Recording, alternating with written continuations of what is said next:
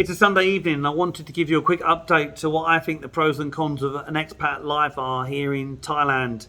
And I do understand that a lot of it comes down to a positive mental attitude of whoever you are, wherever you are, in terms of how you approach and tackle life. And I understand we all have different objectives in terms of what we want to achieve. I must also make a little footnote that it's difficult after 16, 17 years to know exactly what I left behind when I left the UK.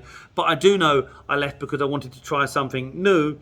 And that rebellious side of me just didn't want to follow that beaten path. Why would it? Life's so precious that for me to look ahead and see what generations of my family and my friends had done, it wasn't for me.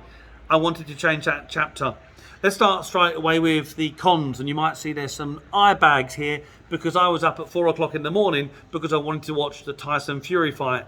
And a lot of the sporting events don't sync very well with the Thai timeline, which is 6 to 7 hours outside of the UK, given whatever time of the year it is. But I get to live and work around that. The 90-day report, having to check in with immigration, not something I particularly like having to do and put in my diary. And dovetailing on that as well is you have a work permit. Well, I do because I work here, a work permit and business visa, which needs updating every single year. Again, more admin. They tend to fall out of sync, which means that you're doing the updates not at the same time, but maybe 1-2 months apart, depending on how many years you've been here. The next part is the actual Thais themselves. Now, in some ways it's a con, in other ways it's a positive. On the whole, I actually really like living in Thailand because I'm surrounded by Thais. When it comes to a work ethic, maybe this Jai Yen Yen, Mai Sabai relaxed ethic is something that us Westerners will find hard to get our head round. If a workman says he's coming at 9 o'clock tomorrow morning, well, it's anyone's guess what time he's going to turn up, if he turns up at all. But that's something you just learn to get on with. But that whole flip side as well is something that perhaps we can learn from, because we're so driven against timelines and everything like that we forget the reason of life might be just to live a more content, happy life, which the Thais are very good at and us Westerners struggle with.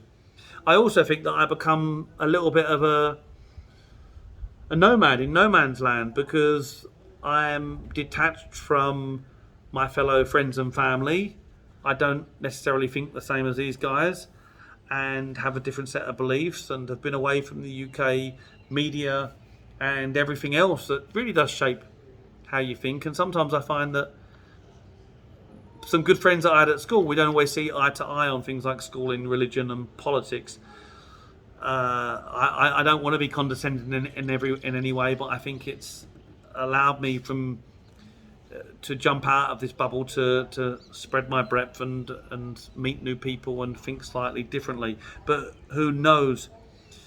By the same token, being in Thailand, I'm continually reminded with things like 90-day report and work permit and business visa that I am a guest, I'm a visitor, an alien.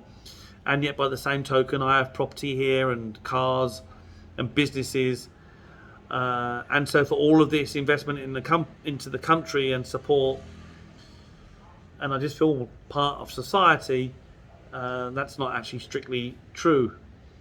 I can't get a loan, I can't get a credit card, I can't vote, but wouldn't want to anyway, and anything that's quite a nice thing to be away from politics. The pros are absolutely the lifestyle.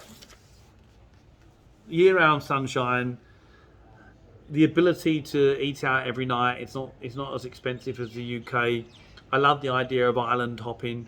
This country, Thailand, is built for tourism, and I am living as part of that. Whereas back in the UK, the town that I come from was nothing like a tourist town.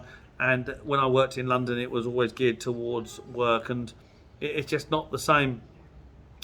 And I must say, going back to the Thais as well, sometimes there are moments that I don't want to be around foreigners and really like and embrace and cherish actually just being around Thais. The other day I was at a hotel for an event which was just Thais, and I was the only one there that was foreign. And I just really like the softness and warmth and ability to have fun. There are times it just seems less competitive, although they all like to have their big cars, but it doesn't quite feel as like keeping up with the Joneses that it does back in the UK. So it's really nice actually to escape Western culture. I also think I found it much easier to be an entrepreneur. In fact, I think to be successful here, you need to do that, have that ability and belief in yourself to go and make something happen. And perhaps when you're in the UK or other countries, that dangling carrot of a regular salary and health insurance and everything else that comes with working for a company puts you off taking the plunge, and the ability therefore to make as much money is not as good.